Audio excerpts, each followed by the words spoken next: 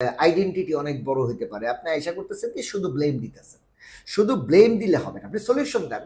Humour যারা ছড়ায়, যারা আন্তাজে বলে 20 টাকার শেয়ার 50 টাকা যাবে, আপনি এদেরকে ধরেন। কিন্তু যারা রিয়েলি শেয়ার মার্কেট নিয়ে কাজ করতে চায়, আপনি এদেরকে সহযোগিতা করতে হবে। 3% হওয়াতে কিন্তু শেয়ার লক হয়ে যাচ্ছে। এই প্রাইজের কারণেই বলতেছি যে রবিবার হয়তো এমনিতেই বাজার উঠে যাবে। এটা আসলে এটার জন্য রকেট সায়েন্স দরকার নেই। আসসালামু আলাইকুম viewers, trading with Fuadanat YouTube channel থেকে আমি মোহাম্মদ আলী শাহ আপনাদের সবাইকে জানাচ্ছি অনেক অনেক শুভেচ্ছা।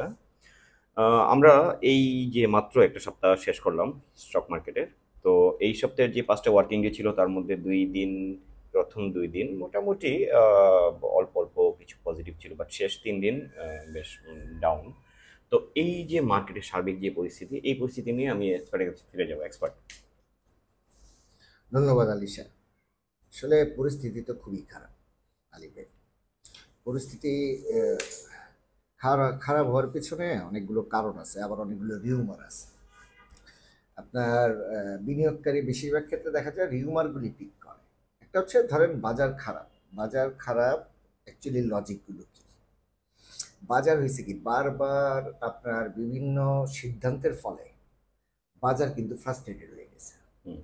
আপনার এখন এত বেশি সেন্সিটিভ হয়ে গেছে বাজার, যে কোনো নেগেটিভ নিউজ বাজার আর নিতে পারে না।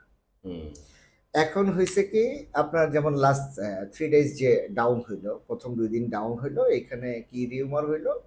আপনার এক নাম্বার হচ্ছে বাংলাদেশ ব্যাংকের রিজার্ভ নিয়ে কি জানি একটা রিউমার উঠছে। আরেকটা হচ্ছে আপনার প্লে মেকারদের পোর্টফোলিও নাকি সিডিবিএল থেকে চেক করা হয়েছে। এখন কথা হচ্ছে কারণ কি আসলে এই দুইটা কিন্তু না। কারণ হচ্ছে আমরা যদি দেখি মঙ্গলবার থেকে বাজার ডাউন কিন্তু আসবে। মঙ্গলবার, বুধবার আর বৃহস্পতিবার, আজকে 9 ডাউন।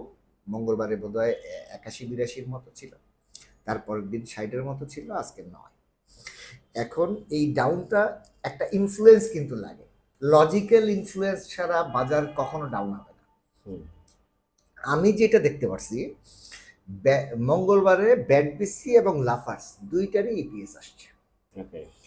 এখন দুইটা যেহেতু অনেক বড় পেড আপের শেয়ার, দুইটার ইপিএস আসছে সামান্য কম আসছে, খুব বেশি ডিফারেন্স না। ব্যাডবিসি 7 টাকা 65 পয়সা আসছে, আগে ছিল 8 টাকা 44 পয়সা, মানে গত বছরের এই সময়। হ্যাঁ, রাইট, গত বছরের এই কোয়ার্টারে। আর আপনার কি বলে লাফার্সের আসছে হচ্ছে 1.4, যেটা ছিল 1.64। খুব বেশি ডিফারেন্স না, কিন্তু খুব বেশি ডিফারেন্স না হইলেও আপনার যেহেতু এই শেয়ার দুটো অনেক বড় পেড আপ। এখন কথা হচ্ছে আমরা মার্কেট হয়েছে কি যেহেতু অনেক বেশি সেন্সিটিভ, যে কোনো আপনার নেগেটিভ নিউজকে খুব মানে নেগেটিভ ট্রেন্ডে কাজে লাগানোর জন্য একেবারে রেডি থাকে। তো আপনার দেখা গেল আপনার এই দুইটা শেয়ার যেহেতু ডাউন মোডে গেছে, পরে বাজার আরেকটা কারণ আছে, আমি যদি এই দুইটার সাথে মিলাই সেটা হচ্ছে 3%। ওকে, এই 3% যে ল, আমি যেটা বলতে চাইছিলাম ভাইব্রেন্ট বলতে একটা জিনিস কি, যখন মার্কেট অনেক বেশি নেগেটিভ ট্রেন্ডে যাবে বা অনেক বেশি সেল প্রেশার থাকুক, অনেক বেশি বাই প্রেশার থাকুক। বাই প্রেশার মানে আপনার আমরা বুল মার্কেট বুঝি, আর সেল প্রেশার মানেই আমরা নেগেটিভ মার্কেট বুঝি। এখন নেগেটিভ এই যে বিয়ারিশ যে মার্কেটটা, এখন বিয়ারিশ মার্কেটে যেটা হয়েছে আপনার 3% হওয়াতে কিন্তু শেয়ার লক হয়ে যাচ্ছে। লক হইলে যেটা হয়, আমরা কিন্তু যারা ট্রেডিং এ আছে রেগুলার, এরা কিন্তু এক্সচেঞ্জ করার আর সাহস পায় না। ধরেন আপনার একটা শেয়ার ডাউন হইলো, ইন দ্য মিন টাইম আপনার আরেকটা শেয়ার পছন্দ হইলো, ওইটা দিয়ে হয়তো আপনি প্রফিটে যাবেন। এই এক্সচেঞ্জটা কিন্তু করা যায় না যাওয়ার ফলে আপনার বড় ডাউন হইলে কিন্তু এই যেমন গত 3 দিন, আজকেও কিন্তু সারাদিন যদি দেখেন আপনার অনেক শেয়ার 3% ব্লক। লাস্টে আবার যদিও কিছুটা বাড়ার চেষ্টা করছে, আজকেও কিন্তু 34 মাইনাস ছিল। লাস্টে আপনার একটু পজিটিভ ট্রেন্ডে গিয়ে টার্নওভারও বাড়ছে। আপনার কিছু কিছু শেয়ার ফ্লোর থেকে, এটা ফ্লোরের মতোই কাজ করতেছে 3% ডাউনটা। এখন এখানে যদি আপনার 10% হইতো, তাহলে কিন্তু একটা ওয়েভ হইতো মার্কেট, যে ওয়েভটা কিন্তু 3% এর কারণে হইতে পারতেছে। অ্যাট লিস্ট তখন যেটা হইতো, আমার কাছে যেটা ব্যক্তিগতভাবে মনে হয়, ধরেন 3% হইছে, বায়ালেস হয়ে গেল, কিন্তু যখন এটা 10% থাকতো, আমার ধারণা এটা যদি 10% সে 3%, এটা 5% 6% আছে, তখনও কিন্তু বেচাকেনার লোক আছে। রাইট, ওয়েভ থাকে। এক্স্যাক্টলি আমি ওই ওয়েভটার কথা বলতেছি। মার্কেট কিন্তু ওয়েভে যেতে পারতেছে, ডাউন হইলেই ব্লক হয়ে যাচ্ছে।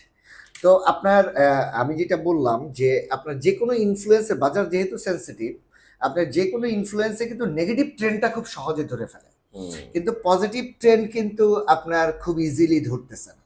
কারণ মার্কেটে তো আপনার একটা জিনিস কি, মার্কেট, আমি যে ফার্স্টেটেডের কথা বললাম, মার্কেট নিজেও কিন্তু একটা মানে হিউম্যান টাইপের বিহেভিয়ার করে। আপনি মার্কেটের সাথে অ্যাকচুয়ালি লং টার্ম যদি বাজে আচরণ করেন, মার্কেটও কিন্তু ওইটা রিফ্লেক্ট, আমি যেটা দেখতে পারতেছি মার্কেটে, মার্কেট নিজেই কিন্তু, আমি যেটা বলতেছি, অনেক সেন্সিটিভ একটা অবস্থায় আছে।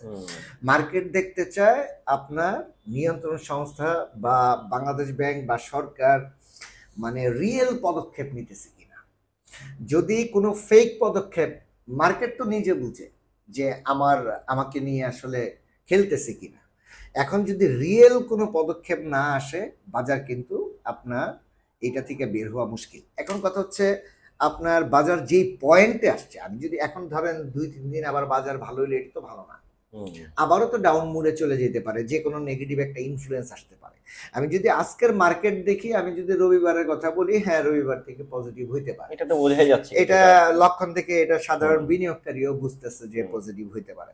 কিন্তু আপনি যদি সাস্টেনেবল একটা পজিটিভ ট্রেন্ড মার্কেটে চান, আপনার মার্কেট এখন বিনিয়োগকারী, সাধারণ বিনিয়োগকারীর কনফিডেন্স বলেন, মার্কেট নিজের একটা কনফিডেন্স বলেন, এইটার জন্য দরকার আসলে রিয়েল পদক্ষেপ। এই যে শুনলো 5,000 কোটি টাকা আইসিবি পাইছে, এগুলো নিয়ে আসলে আর হবে না।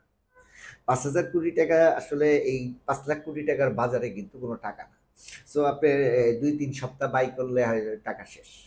এখন ওইটাই কিন্তু আপনার কনফিডেন্স বাড়ে না। কনফিডেন্সের জন্য দরকার আপনার, আমি আগেও যেটা বলতেছিলাম, বিএসসিসির যেসব পদক্ষেপ দরকার, আসলে মার্কেট কেন বাড়বে, মার্কেট তখনই বাড়বে যখন আপনার ইনকামের সাথে ডিভিডেন্ড পলিসি ম্যাচ থাকবে। আপনার ইনকাম 30 টাকা, ডিভিডেন্ড দিবেন 2 টাকা, এই ধরনের মার্কেট কিন্তু আপনি ডিভিডেন্ড পলিসি ইনফ্লুয়েন্স করতেছে বাজার নেগেটিভ ট্রেন্ডে যায়। আবার আবার আপনার ওই যে যেটা বলছিলাম, ডিভিডেন্ড আপনার 16% বেনিফিট, আপনি 0.1% বা 1% ডিভিডেন্ড দিবেন, এই ধরনের ডিভিডেন্ডের কারণে আসলে বাজার কিন্তু নেগেটিভ ট্রেন্ডে চলে যাচ্ছে বারবার। আরেকটা জিনিস আপনার, এই যে এই নেগেটিভ ইনফ্লুয়েন্স থেকে মুক্তি পাওয়ার বিষয় হচ্ছে মূল জায়গা, যেটা আমি যেটা বলতে চাচ্ছি, যে কনফিডেন্স আনাটা খুবই জরুরি।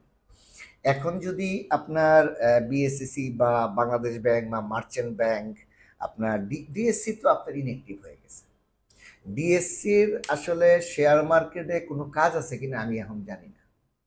সাধারণ বিনিয়োগকারীরা যদি খেয়াল করে, ডিএসসির অ্যাকচুয়ালি শেয়ার মার্কেটে কোনো ফাংশন নেই। এখন যদি আপনার ডিএসসিরও ফাংশন না থাকে, বিএসসিসিও যদি সাইলেন্ট থাকে, সরকারও যদি সাইলেন্ট থাকে, তাহলে তো এই বাজার আসলে এইভাবে সাধারণ বিনিয়োগকারী তিলে তিলে মরা ছাড়া আর কিছু করার নাই। এইটা গেল আমি যদি মানে নেগেটিভ সাইডগুলো দেখি। এখন পজিটিভের আশার বাণী হচ্ছে সরকারের পক্ষ থেকে কিছু একটা হইতে হবে, অনেক শক্তিশালীভাবে আলিয়ে দিতে হবে, মানে দুর্বলভাবে হইলে হবে না, যেটা সাধারণ বিনিয়োগকারী এবং বাজার সবার ফিল করতে হবে যে না, আসলেই আপনার মার্কেট নিয়ে তারা কিছু করতে চায়। এখন সেদিন একটা নিউজ দেখলাম, সরকারি শেয়ার হয়তো শেয়ার মার্কেটে আনার একটা ইঙ্গিত দিচ্ছে প্রধানমন্ত্রী।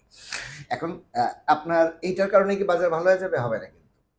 এখন সরকারি যদি ভালো কোম্পানিগুলো আসে, আপনি মার্কেট থেকে টাকা নেবেন, মার্কেটকে তো আগে আপনি যে আরো ডিমান্ড বাড়াবেন, মার্কেট কি আপনার এই সাপ্লাই নেওয়ার ক্যাপাসিটি আছে কিনা।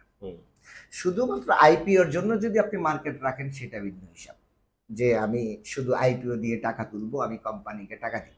কিন্তু যদি আপনি সেকেন্ডারি মার্কেট নিয়েও চিন্তা করেন, তাহলে আসলে সাপ্লাইও অনেক হিসাব করে করতে হবে। এখন এই মার্কেট সাপ্লাই, একটা শেয়ার সাপ্লাই নেওয়ার ক্ষমতা রাখে না। তো আপনি যত ভালো কোম্পানি আনেন, এখানে কিন্তু কোম্পানি আসার কারণে এখানে ইনভেস্টমেন্ট ইনফ্লুয়েন্স হবে না। ইনভেস্টমেন্ট তখনই ইনফ্লুয়েন্স হবে যখন আপনি মার্কেটটাকে, ডিমান্ড সাপ্লাই আপনার দুইটাকে আপনার একটা ব্যালেন্সে আনতে পারবেন। ব্যালেন্সে না এনে যদি আপনি শুধু সাপ্লাই বাড়ান, যত কোয়ালিটি সাপ্লাই হোক, এখন যদি আপনি অনেক হাই কোয়ালিটি একটা কোম্পানি, মাল্টিন্যাশনাল কোম্পানিও নিয়ে আসেন, অ্যাকচুয়ালি বাজার তাকে নেওয়ার ক্যাপাসিটি রাখে কিনা, সে কিন্তু তার যৌক্তিক প্রাইসটা পাবে না। যেমন আমরা তো বাজারে তো আছে, অনেক শেয়ার তো আছে, তার যৌক্তিক প্রাইস তো আসলে পাচ্ছে না। আপনি যদি আজকে মার্কেট দেখেন, আজকের মার্কেটে অনেক শেয়ার কিন্তু আপনার মানে যেই প্রাইজে চলে আসছে, আমি প্রাইজের কারণেই বলতেছি যে রবিবার হয়তো এমনিতেই বাজার উঠে যাবে। এটা আসলে এটার জন্য রকেট সায়েন্স দরকার নেই।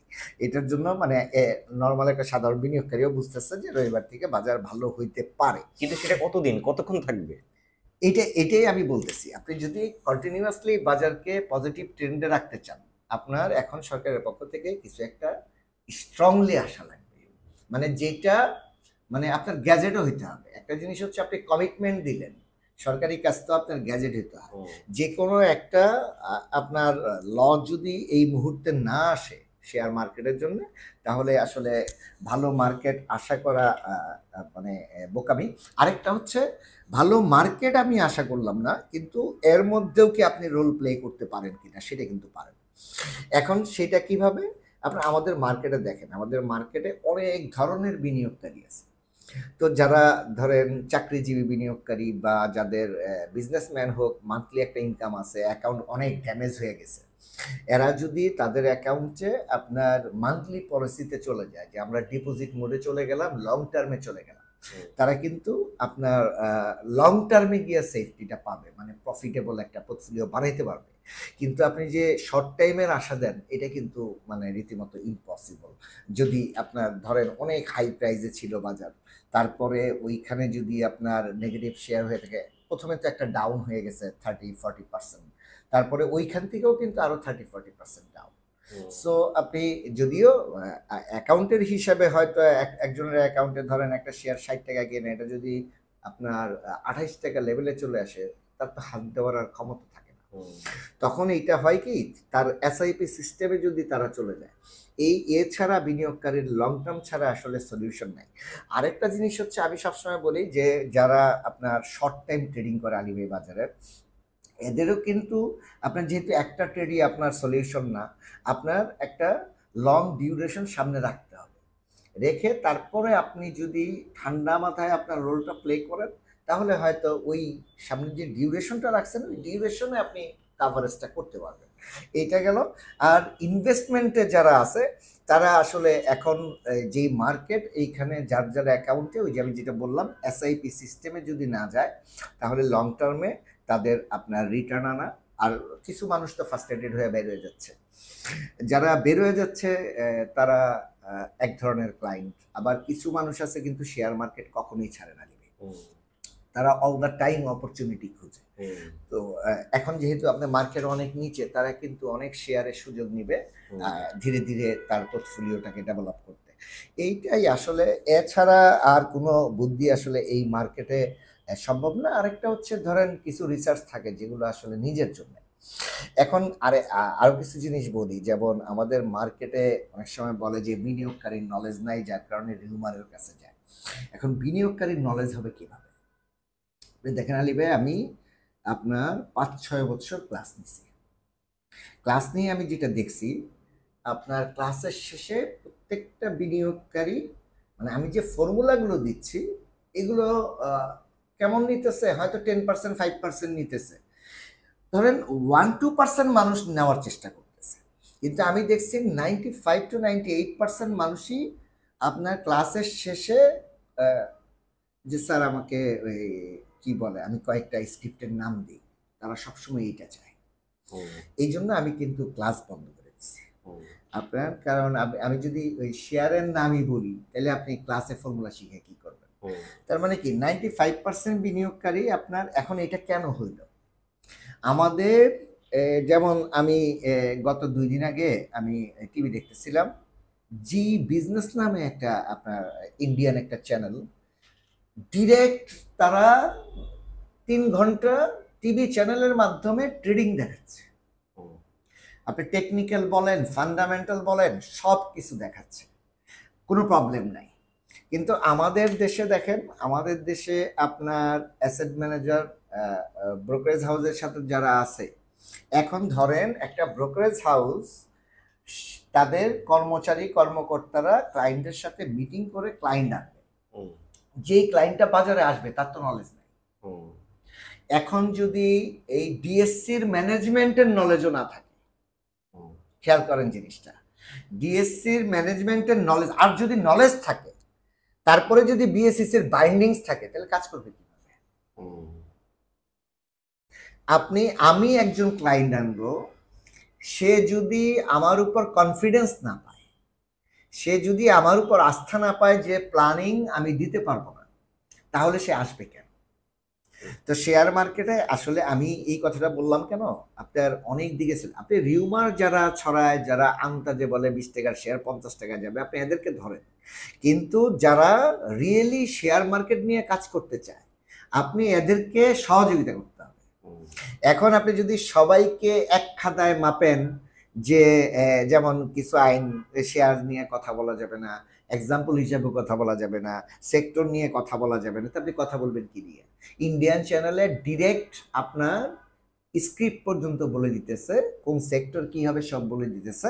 তো আপনার দেশটা এখনো ডেভেলপই হয় নাই। হুম, সো যারা অ্যাকচুয়ালি মার্কেট নিয়ে নলেজ আছে, মার্কেট নিয়ে জানে, এদেরকে ফ্রন্টে আসতে দিতে হবে, যে কোনো আইনের মাধ্যমে আসতে দিতে হবে। আর না হলে কিন্তু আমাদের বিনিয়োগকারী ডেভেলপ হবে না, শুধু স্ক্রিপ্টের নামই যাবে, হুম, তারা কিছু বুঝতে চাইবে না। হুম, এই যে ইপিএস এর যে খেলাটা, স্টেটমেন্ট ওয়াইজ যে শেয়ার মার্কেট রোলটা প্লে করে, এইটা যতক্ষণ পর্যন্ত বিনিয়োগকারী না বুঝতে পারবে, ততক্ষণ পর্যন্ত তার অ্যাকাউন্ট সে ম্যানেজ করতে পারবে না।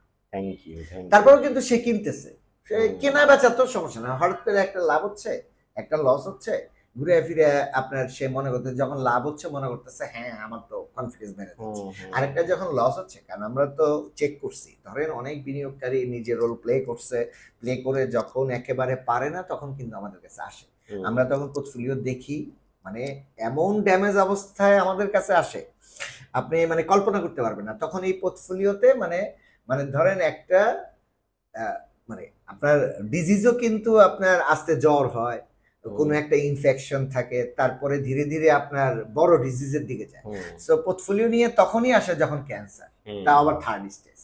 হুম, আপনি কি ট্রিটমেন্ট দিবেন? হুম, অ্যাকাউন্টে তো হাতই দেওয়া যায় না। হুম, সো আসলে বিনিয়োগকারীর নলেজ বাড়ানোর জন্য আপনার ডিএসসির যে কাজটা করা উচিত, যেহেতু ব্রোকারেজ হাউস রোলটা প্লে ডিএসসি করে, ডিএসসির আপনার পোর্টফোলিও ম্যানেজমেন্টের যে আপনার কোয়ালিটি পার্সন রাখা, এটা রাখতে হবে। বিএসসিসির এখানে শিথিল হইতে হবে। যারা নলেজেবল পার্সন শেয়ার মার্কেট নিয়ে কাজ করতে চায়, অনেকেই আছে এখন, আপনার সোশ্যাল মিডিয়াতে অনেকে পাবেন, আপনার আসে কথা বলে। যদিও আমি একটা জিনিস কি, শুধু ব্লেম দেওয়া যারা কথা বলে এদেরকে আমি পছন্দ করি না। ধরেন আপনার আইডেন্টিটি অনেক বড় হইতে পারে, আপনি আশা করতেছেন কি শুধু ব্লেম দিতেছেন, শুধু ব্লেম দিলে হবে না, আপনি সলিউশন দেন। হুম, আমরা হয়েছে কি, আমরা ব্লেম দিয়ে, ধরেন আমি কয়েকটা ব্লেম দিয়ে সরে গেলাম, হুম, কোনো সলিউশন দিলাম না, না, এটা তো আপনার হবে না। ঠিক আছে, আপনি আপনি যেমন আমি বলতেছি, স্ট্রংলি বলতেছি ডিভিডেন্ড পলিসি নিয়ে, আমি বলতেছি আপনার আমাদের যে স্টেটমেন্টগুলো শো হয়, এবার এই কোয়ার্টারে নেগেটিভ, পরের কোয়ার্টার পজিটিভ, হুম, এইটাকে স্টেবল করা। হুম, এখন কোম্পানির বিজনেস যদি আনস্টেবল থাকে, সেই ক্ষেত্রে তো এটা রিয়েলটা তো আর কিছু করার নেই, হুম, কিন্তু এখানে ফেক আছে কি না এটা দেখার বিষয়। আরেকটা হচ্ছে আপনি ডিভিডেন্ড পলিসি বাড়ান, আপনি রিজার্ভ বাড়ায় লাভ কি? হুম, আপনি একটা জিনিস খেয়াল করেন, আপনি বছরকে 10 বছর একটা কোম্পানির রিজার্ভ বাড়ায় যাচ্ছে। আমি যদি সবচেয়ে হাই কোয়ালিটি কোম্পানি ধরি শেয়ার মার্কেটের, বাংলাদেশি কোম্পানি, আমি নাম বলবো না, মানুষ এমনি বুঝে যাবে, আপনার 300% থাকে তার ইনকাম, এভরি ইয়ার সে 100% এর কাছাকাছি ডিভিডেন্ড থাকে, তাও এটা রিসেন্ট ঘটনা। হ্যাঁ, হুম, আমি যদি আরো কয়েক বছর আগে যাই, সেই ক্ষেত্রে তার ডিভিডেন্ড হয়তো 30-40% থাকতো, কিন্তু তখনও ইনকাম থাকতো কিন্তু আপনার প্রায় 200% বা ওই লেভেলে 180% লেভেলে। সো আপনি বছরকে বছর 200% রিজার্ভ রাখতেছেন, হঠাৎ যদি এই কোম্পানি লসে যায়, হুম, তখন কিন্তু বিনিয়োগকারী তার প্রাইজও পাইলো না। হুম, আপনি রিজার্ভ যে আপনি 200% করে রাখতেছেন, আপনি লং টার্মে তো বিনিয়োগকারী কিছু পাচ্ছেন না। না পাচ্ছে না। সো আসলে বিনিয়োগকারীর বেনিফিটের জায়গাগুলো যদি আপনি এনশিওর করেন, হুম, আপনি যদি এটা যদি সিন হয়, তাহলে বিনিয়োগকারী কেন কনফিডেন্ট হবে? হুম, আপনি বিনিয়োগকারীকে আপনার সিনে আনতে হবে যে আমি যে কাজ করতেছি, আমার কাজের আপনার রিফ্লেকশন আছে মার্কেটে। হুম, আপনাদের কাজের তো কোনো রিফ্লেকশন নেই। আপনার কাজের যদি রিফ্লেকশন না থাকে, আপনি যদি একজনের কাজ আরেকজন করে, যেমন সেদিন আমি কাজী রশিদ সাহেব, উনি ফিরোজ রশিদ, উনিও আপনার ডিএসসির মেম্বার, উনি বলতেছিল, এর রোড শো নিয়ে বলতেছিল, অ্যাকচুয়ালি আপনার ধরেন ডিএসসির যে ফাংশন, ধরেন আমার বেনিফিট যে জায়গায়, এই কাজকে আপনি করবেন না, তো আমার বেনিফিট হচ্ছে এই যে ক্লায়েন্ট আনলো ডিএসসির সাথে যারা জড়িত, এই ক্লায়েন্ট আসলে এই বেনিফিটগুলো ডিএসসির, কারণ এখানে একটা কমিশনের একটা ব্যাপার থাকে। সো আপনার যেহেতু কমিশনের ব্যাপার থাকে, একটা লাইবিলিটিসও কিন্তু থাকে ডিএসসির, যে আমার ক্লায়েন্টকে কমিশন দুই রকম, একটা হচ্ছে আমার ক্লায়েন্টকে আমি বেনিফিট করে আমি কমিশনটা নিলাম, এটাই স্যাটিসফ্যাকশন থাকে ভালো। আরেকটা হচ্ছে যে যাই হোক আমি কমিশন পাচ্ছি। এখন নলেজ যদি না থাকে তখন তো এটাই হয়। আপনার যখন নলেজ থাকবে তখন তো আপনি বিনিয়োগকারীর টাকার পেইনটা আপনি আগে নেবেন, তারপরে আপনি আপনার বেনিফিট চিন্তা করবেন। এখন নলেজ না থাকলে যেটা হয় যার যার বেনিফিট চিন্তা করতেছে, তো হাউসের রোলও আপনার ঠিক নাই। এখন ডিএসসিরও আপনার সতর্ক হওয়া উচিত, ডিএসসির রোল প্লেতে আসা উচিত, তার যে শক্তিটা ছিল তার শক্তি ফিরে আনা উচিত, কোন কোন জায়গায় কাজ করা উচিত। আবার আরেকটা জিনিস দেখলাম 3% নিয়ে ডিবিএ কথা বলছে 3% উইথড্র করার জন্য। এখন দেখেন এই যে মার্কেট বড় ডাউন হইলো, এই যে আবার ডাউন হওয়ার সময় 3% বসাইলেন, এটা উঠানোও কিন্তু আরেকটা ঝামেলা, কারণ তখন আবার বাজার কি হবে। কিন্তু কোনো চিন্তা না করে বাজারকে, অ্যাকচুয়ালি আমি কিন্তু 3%-এর পক্ষে না, আমি কিন্তু বাজারকে তার গতিতে ছেড়ে দেন। যখন আপনাদের কোনো কথায় কোনো কাজ হচ্ছে না, বাজারকে বাজারের মতো ছেড়ে দেন, বাজারকে নিজের পায়ে দাঁড়াইতে দেন। বাজারকে আপনি ইনফ্লুয়েন্স করলে আপনি আইন প্রণয়ন করেন, আপনি বিনিয়োগকারীর পক্ষে আইন প্রণয়ন করেন, কোম্পানির বিপক্ষে যাওয়ার কিছু নেই। একটা কোম্পানি যদি 300% প্রফিট করে, সে যদি আপনার 60-70% ডিভিডেন্ড দেয়, এতে তার কোনো সমস্যা নেই, এত রিজার্ভ দরকার নেই। এখন রিজার্ভটা একটা লজিক্যাল বিষয়। সে যদি কোম্পানি এক্সটেন্ড করে, সে যদি লিখিত কোনো চিঠি পাঠায় যে না আমি বিজনেস এক্সটেন্ড করার জন্য রিজার্ভ বাড়াচ্ছি, সেই ক্ষেত্রে কিন্তু কনসিডার করা যায়। ওইটা কিন্তু বিনিয়োগকারী করে, বিনিয়োগকারী কিন্তু এগুলো নিয়ে কথা বলে না, কিন্তু মার্কেট তো এগুলো আর নিতে পারতেছে না। বিনিয়োগকারী না বুঝলেও মার্কেট তো বুঝতেছে, মার্কেটের কিন্তু একটা রূপ আছে, মার্কেট কিন্তু এগুলো সব দেখতেছে। যেমন আপনার এগুলো কিন্তু শেয়ারের চরিত্রে গিয়ে হিট হয়।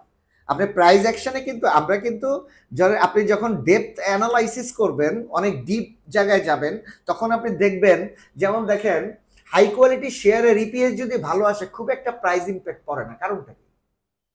কারণ তার ডিভিডেন্ড মুখস্থ, তার নিজেরও মার্কেটেরও, যার কারণে মার্কেট এখানে রিফ্লেকশন দেখাইতেই চায় না। যেমন আমি কখনোই যাই যে বাংলাদেশ আমাদের মার্কেটে যত হাই কোয়ালিটি কোম্পানি আছে, এদের যদি ইপিএস গ্রোথ হাই হয়, আপনি ইনস্ট্যান্ট কোনো প্রাইস মুভমেন্ট পাবেন না। কিন্তু যদি একটা খারাপ শেয়ার, অলটেক্সের মতো একটা শেয়ারেরও যদি আপনার ইপিএস পজিটিভ আসে, আপনি 30-40-50% আপনি মার্কেট অ্যাকশনে পাবেন। কারণটা কি? জানে না তো, এটা মার্কেট জানতো না, এটা খেয়াল করছেন, এটা মার্কেট জানতো না, যার কারণে এই রিফ্লেকশনটা ঘটতেছে। মার্কেট কিন্তু এটা ডিসিশন নিয়ে, হ্যাঁ মার্কেট ডিসিশন নিয়ে নেয়।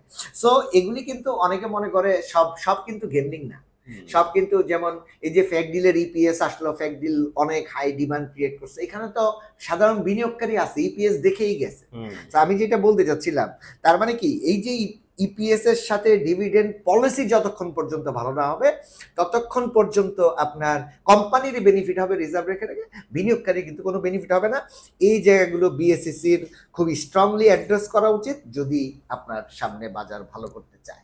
Thank you so much expert বিনিয়োগকারী ভাইয়েরা। আমরা অনেক গুরুত্বপূর্ণ অনেক আলোচনা করেছি, আপনারা আমাদের পুরো ভিডিওটা মন দিয়ে দেখবেন। তারপরেও যদি আপনাদের কোনো এই সম্পর্কিত কোনো রকম কোনো প্রশ্ন থাকে, আপনারা আমাদেরকে প্রশ্ন করতে পারেন। এক্সপার্ট উনি আমার ফ্রি সময় আপনাদের প্রশ্নের উত্তর দেবেন। ততক্ষণ পর্যন্ত আপনারা অনেক ভালো থাকুন, আপনাদের বিনিয়োগ হেফাজত থাকুক, এবং আল্লাহ হাফেজ।